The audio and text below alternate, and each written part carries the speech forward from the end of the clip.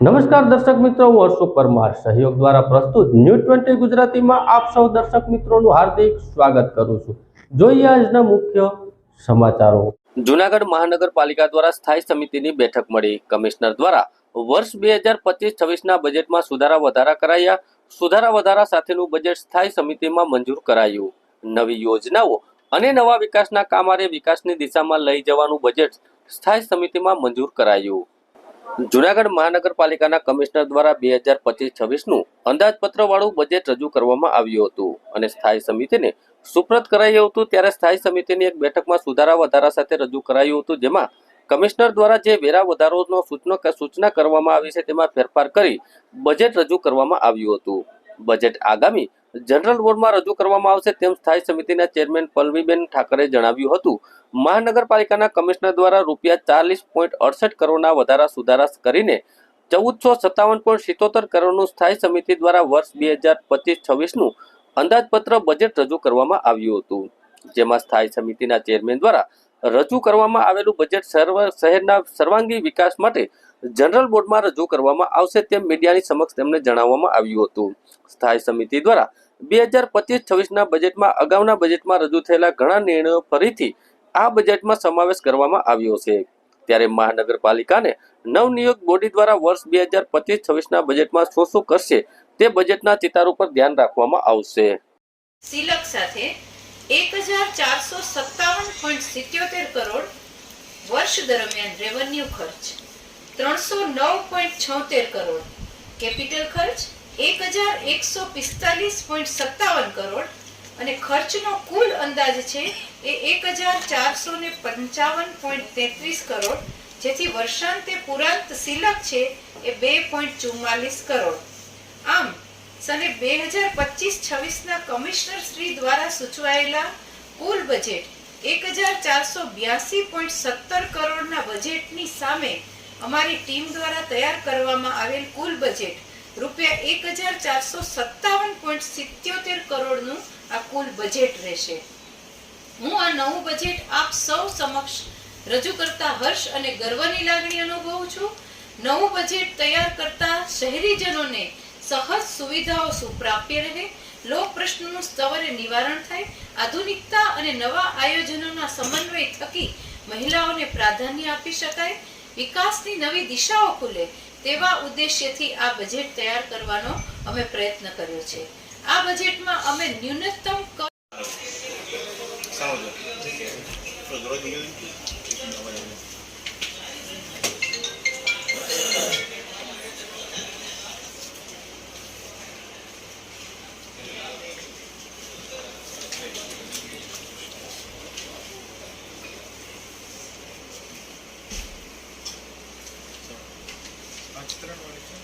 હલેમાં આગળ વહી ગયા પાછળ વહી ગયા।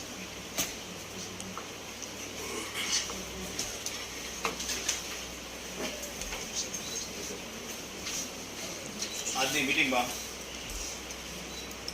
કોર્પોરેટર શ્રી વનરાજભાઈ સોલંકી રિઝલ્ટ આવેલ છે, જે માનનીય ચેરપર્સન શ્રીએ રિઝલ્ટ મંજૂર કરેલ છે। નંબર 1, જૂના મહાનગરપાલિકાનું સને 24-25નું રિવાઇઝ બજેટ તથા 25-26ના વર્ષનું બજેટ મંજૂર કરવા અંગે કમિશનર તરફથી કરવામાં દરખાસ્ત મનાપા જુ જેએમસીસી એકાઉન્ટ જાગ નંબર 1264 તારીખ 7/2/25ના વંચાણ નિર્ણય બાબત। નમસ્તે। નારી કભી ન હારી આ સૂત્ર તળે મહિલા સશક્તિકરણના સંકલ્પને સિદ્ધ કરવાના દ્રઢ નિર્ધાર સાથે કમિશનર શ્રી દ્વારા રજૂ થયેલ બજેટના કર ₹40.68 કરોડના વધારામાં સુધારા વધારા સાથે ₹34.67 કરોડનો ટેક્સ વધારો રદ કરવામાં આવે છે। જૂનાગઢ શહેરની વિકાસની ઝંખનાને ચરિતાર્થ કરતો શહેરનો વિઝન પ્લાન 2040ને ધ્યાને લઈ વિકસિત ભારતમાં સહયોગી થવા અને નવી ગૌરવપૂર્ણ ઓળખ આપવા સાથે જૂનાગઢને વિકાસવંતુ બનાવવાનો પ્રયાસ આપણે કરી રહ્યા છીએ। સૌપ્રથમ તો જૂનાગઢ મહાનગરપાલિકાનું નાણાકીય વર્ષ સને 2025-26ના વર્ષમાં આજ રોજ આ બજેટ ₹14,457.77 કરોડનું બજેટ આપ સૌ સમક્ષ પ્રસ્તુત કરતા હું હર્ષ અને આનંદની લાગણી અનુભવું છું. હા ઓકે હા બેન બોલો. આજ રોજ સ્ટેન્ડિંગ કમિટી સમક્ષ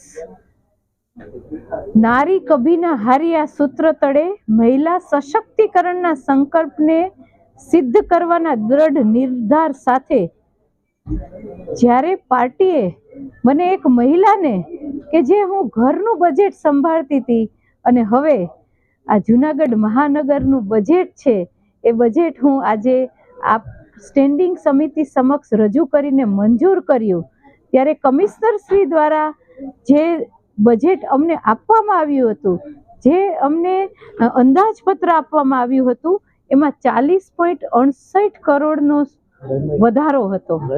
આ વધારાની અંદર વધારા સાથે અમે 34.67 કરોડનો ટેક્સ વધારો છે એ અમે રદ કર્યો છે, સદંતર રદ કર્યો છે.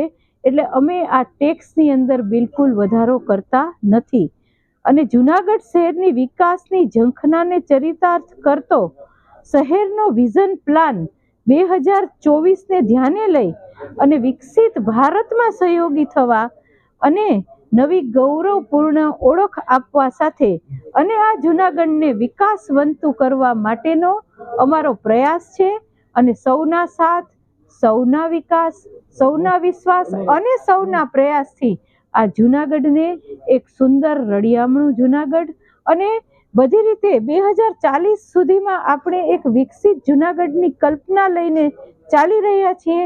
અત્યારે માનનીય નરેન્દ્રભાઈ મોદી છે એ પણ 2047 સુધીની એક વિકસિત ભારતની સંકલ્પના કરે છે. તો એમાં જુનાગઢ માટે પણ આપણું જુનાગઢ છે વિકાસશીલમાંથી વિકસિત થાય એવી કલ્પના સાથે આ બજેટ છે મેં આજે મૂક્યું છે અને આ બજેટ છે એ અત્યારે સ્ટેન્ડિંગ કમિટીની અંદર મંજૂર પણ કરવામાં આવ્યું છે. ત્યારે હું આપની સમક્ષ મૂકીશ. સને 2025-26ના વર્ષની તારીખ 31/3/2025ની ખુલતી સિલક છે એ 3 લાખ રૂપિયા. વર્ષ દરમિયાન રેવન્યુ ઉપજનો અંદાજ છે એ 309.76 કરોડ રૂપિયા. કેપિટલ ઉપજ છે એ 1147.98 કરોડ. આવકનો કુલ અંદાજ સિલક સાથે રેવન્યુ પ્લસ કેપિટલ એ 1457.77 કરોડ છે. હવે ખર્ચ વર્ષ દરમિયાન જે રેવન્યુ ખર્ચ છે એ 309.76 કરોડ. કેપિટલ ખર્ચ છે એ 1145.57 કરોડ અને ખર્ચનો જે કુલ અંદાજ છે એ 1455.33 કરોડ. એટલે જેથી વર્ષાંતે જે પુરાંત સિલક છે એ 2.44 કરોડ છે. આમ સને 2025-26ના કમિશનર શ્રી દ્વારા સૂચવાયેલા કુલ 1482. કેશોદના કાલવાણી ગામે ડોક્ટર બાબા સાહેબ આંબેડકરની પ્રતિમાને ખંડિત કરવાનો પ્રયાસ કરાયો. દલિત સમાજના આગેવાનો પોલીસ સ્ટેશને દોડી આવ્યા હતા અને કાયદેસરની કાર્યવાહી કરવા રજૂઆત કરાઈ હતી. કેશોદના કાલવાણી ગ્રામ પંચાયતના સરપંચ દ્વારા પણ લેખિતમાં જાણ કરી હતી. આમ છતાં બનાવ બનતા દલિત સમાજમાં રોષ ફેલાયો હતો. વાત કરવામાં આવે તો કેશોદ તાલુકાના કાલવાણી ગામે આવેલા ડોક્ટર બાબા સાહેબ આંબેડકરની પ્રતિમાને ખંડિત કરવાનો પ્રયત્ન કરવામાં આવ્યો હતો. ઉપરાંત ડોક્ટર બાબા સાહેબ આંબેડકરની પ્રતિમાને ચડાવવામાં આવેલા હાર પણ તોડી નાખવામાં આવ્યા હતા અને કેશોદના કાલવાણી ગામે બસ સ્ટેન્ડની આસપાસના વિસ્તારોમાં દુકાનોના બોર્ડ તોડી નાખવામાં આવ્યા હતા અને બેસવામાં આવેલા સિમેન્ટના બાકડાઓને પણ નુકસાન કરવામાં આવ્યું હતું અને કેશોદના કાલવાણી ગામમાં વસવાટ કરતા દલિત સમાજમાં રોષ ફેલાયો હતો. કેશોદના કાલવાણી ગામના દલિત આગેવાનો સાથે શહેર તાલુકાના આગેવાનો કેશોદ પોલીસ સ્ટેશને દોડી આવ્યા હતા અને લેખિતમાં ફરિયાદ કરી અજાણ્યા ઇસમો વિરુદ્ધ કાયદાકીય કાર્યવાહી કરવાની માંગ કરાઈ હતી. કેશોદના કાલવાણી ગ્રામ પંચાયતના સરપંચ દ્વારા લેખિતમાં કેશોદ પોલીસ સ્ટેશનમાં પણ ફરિયાદ લેખિત રજૂઆત કરવામાં આવી હતી કે હોળી ધૂળેટીના તહેવારો દરમિયાન આવારા તત્વો દ્વારા સુલેહ શાંતિનો ભંગ કરી વાતાવરણ ડહોળવાનો પ્રયત્ન દર વર્ષે કરવામાં આવે છે, જેથી કાયદો અને વ્યવસ્થાની જાળવણી માટે બંદોબસ્ત ગોઠવવામાં આવે એવી માંગણી કરી હતી. કેશોદ પોલીસ સ્ટેશન દ્વારા કાલવાણી ગામના દલિત સમાજના આગેવાનોની રજૂઆતને ધ્યાનમાં લઈ તુરંત પોલીસ સ્ટાફ સાથે ઘટના સ્થળે પહોંચી તપાસ હાથ ધરી હતી. કેશોદના કાલવાણી ગામે ડોક્ટર બાબા સાહેબ આંબેડકરની પ્રતિમાને ખંડિત કરવાનો પ્રયત્ન કરનાર અસામાજિક તત્વોની ઓળખ કરી કાયદેસરની કાર્યવાહી કરવામાં આવે તેવી માંગ કરવામાં આવી હતી. કેશોદ તાલુકા અનુસૂચિત જાતિ સમાજ મહામંત્રી.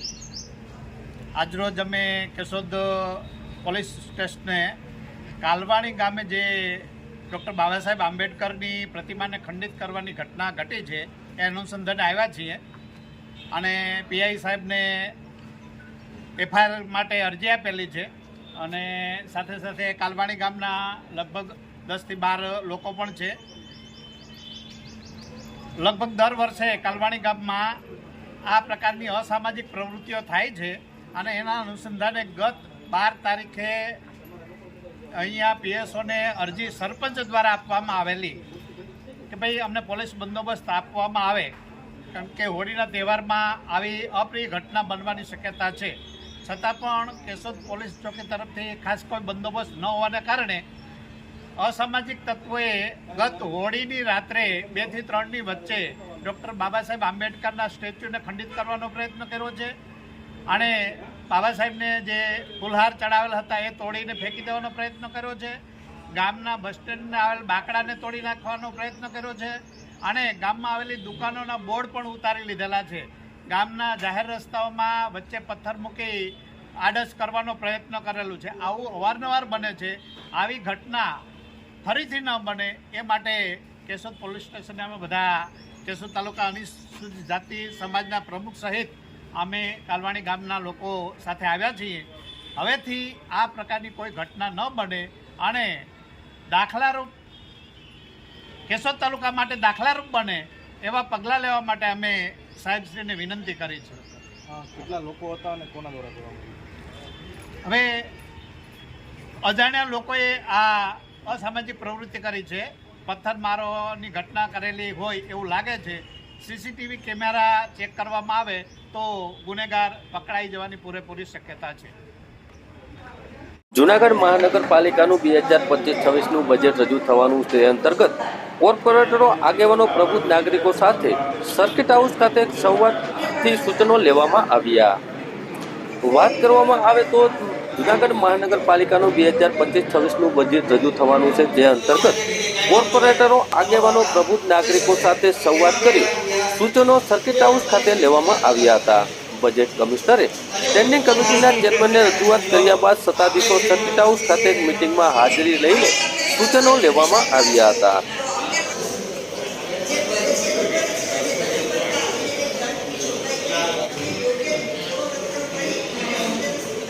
આજે ભારતીય જનતા પાર્ટી સંગઠન દ્વારા માનનીય કમિશનર શ્રી કે જેમણે પોતે સૂચિત અંદાજપત્ર સ્ટેન્ડિંગ કમિટીને સોંપ્યું છે એ પછી પાર્ટીની કાર્યકર્તાઓની, કોર્પોરેટરોની અને શહેરના શ્રેષ્ઠીઓની બેઠક છે એ બોલાવવામાં આવી હતી અને સૌને એક અપીલ કરવામાં આવી હતી કે તમારા જે કોઈ પણ સૂચનો હોય કે જે જૂનાગઢ માટે, જૂનાગઢના વિકાસ માટે અને જૂનાગઢમાં શું સારું કરવા જેવું છે એના માટે કાંઈ સૂચનો હોય તો એ આપ લેખિતમાં લઈ આવો અને અહીંયા પાર્ટી મિટિંગમાં આપ રજૂ કરો, જેથી કરીને અમારી જે બોડી છે એ સુધારા વધારા સાથેનું આ બજેટ છે કે જે અંદાજપત્ર સાહેબ કમિશનર સાહેબે અમને આપ્યું છે એ બજેટમાં એનો અમે સમાવેશ કરી શકીએ. અને એટલા માટે આજે અહીંયા પાર્ટીના કાર્યકર્તાઓ, ચૂંટાયેલા કોર્પોરેટરો અને શહેરના શ્રેષ્ઠીઓ કે શિક્ષણ સંસ્થા સાથે સંકળાયેલા છે, ચાર્ટર્ડ એકાઉન્ટન્ટ છે, એવા બધા શ્રેષ્ઠીઓની અહીંયા મિટિંગ બોલાવવામાં આવી હતી અને એમાં સૌએ પોતાના સૂચનો છે એ રજૂ કર્યા છે અને આગળ ઉપર આ સૂચનો છે એ સૂચનોનો સમાવેશ અમે અમારા બજેટમાં કરી અને જે સૂચનો અમને લાગશે એવા સૂચનો બધા એનો સમાવેશ કરી અમે બજેટમાં કરી અને અમે આગળ ઉપર આ રીતે લોકો સમક્ષ મૂકશું. જૂનાગઢ શહેરના ખામરોડ ચોકડી નજીક મારામારીનો વિડીયો વાયરલ થયો હતો, જેમાં પોલીસ દ્વારા પ્રતિક્રિયા આપવામાં આવી છે અને પોલીસ દ્વારા 6 ઇસમોને ઝડપી પાડવામાં આવ્યા છે. વાત કરવામાં આવે તો જૂનાગઢ શહેરમાં ખામરોડ ચોકડી નજીક મારામારીનો વિડીયો વાયરલ થયો હતો. તેમાં તમામને મારપીટ કરનારને પોલીસ દ્વારા ઝડપી પાડવામાં આવ્યા છે, જેમાં કુલ 6 ઇસમોને ઝડપી પાડવામાં આવ્યા છે. જેમાં સાવન, હિતેશ, અનિલ સહિત કુલ 6 ઇસમોને ઝડપી પાડ્યા છે, જેમાં નંદા નામનો એક ઇસમ હજી સિવિલ હોસ્પિટલમાં દાખલ છે. તમામ વિરુદ્ધ હથિયાર વડે હુમલો કરવાની અને રાઇટોટની કલમ હેઠળ તેને પકડી પાડવામાં આવ્યા છે. રહેણાંક મકાનમાં જઈને માથાકૂટ કરવા બાબતે પોલીસ ફરિયાદ નોંધાણી હતી, જેમાં સલીમ મોહમ્મદ સાંગ દ્વારા પોલીસ ફરિયાદ નોંધવામાં આવી છે. છરી વડે હુમલો કર્યો હતો, જેમાં સલીમ મોહમ્મદને છરીના ઘા લાગી ગયા હતા, જેને ખાનગી હોસ્પિટલમાં સારવાર માટે ખસેડવામાં આવ્યો હતો. ઈજાગ્રસ્ત સલીમ મોહમ્મદ સાંગને હાથમાં ઈજા પહોંચી હતી અને હુમલો કરનાર પૂર્વ નગરસેવક કિરીટ ભીંબા અને મુનાભાઈના પુત્ર અને માણસો દ્વારા સલીમ મોહમ્મદ સાંગ ઉપર હુમલો કરવામાં આવ્યો હતો. પૂર્વ નગરસેવક કિરીટ ભીંબા મુનાભાઈના પત્ની લીરીબેન હાલ વોર્ડ નંબર 2 ના નગરસેવક છે, ત્યારે पुलिस द्वारा आगळनी कार्यवाही हाथ धरवामां आवी छे. 14 तारीख को होली के दिन जो बना था, उसके अंदर जो भी मुख्य आरोपी थे हमने सबको पकड़ लिया है.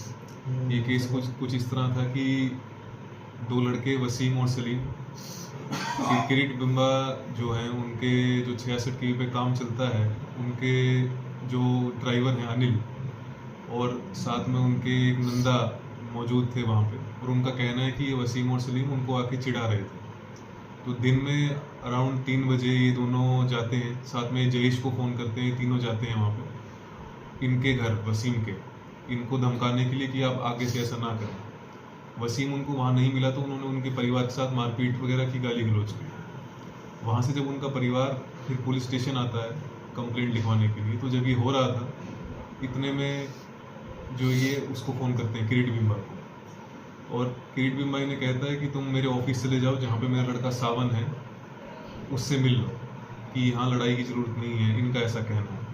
ये लोग वहाँ पे जाते हैं, खामरोड रोड पे उसका ऑफिस है, वहाँ पे ये लोग इकट्ठा होते हैं और ये लोग जा रहे हैं वापस. ये हमने कैमरा में देखा है अपने, और वहाँ पे इनको लड़का सलीम दिख जाता है.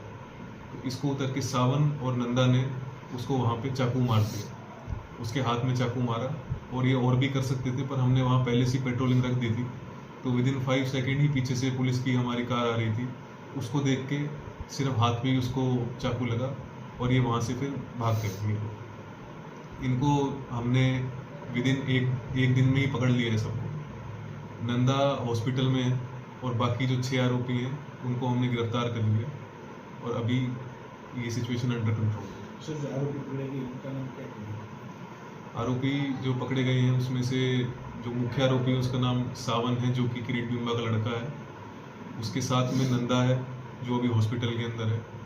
जयेश को पकड़ लिया है और साथ में अनिल उसका ड्राइवर को पकड़ लिया है और एक राजू, इन सबको हमने पकड़ लिया. सर ये जो है वो नगर सेविका का पुत्र है, ऐसी कोई बात है? सावन जी, ये उनका नाम उसमें नहीं आ रहा है अभी तक जो हमारी इन्वेस्टिगेशन है. तो ये इनके आपस की लड़ाई थी जिसके अंदर हुआ, इससे ये चुनावी एंगल ज़्यादा है, इसमें कोई रिलीजियस एंगल नहीं है. सर कौन सी कलम लागू की है?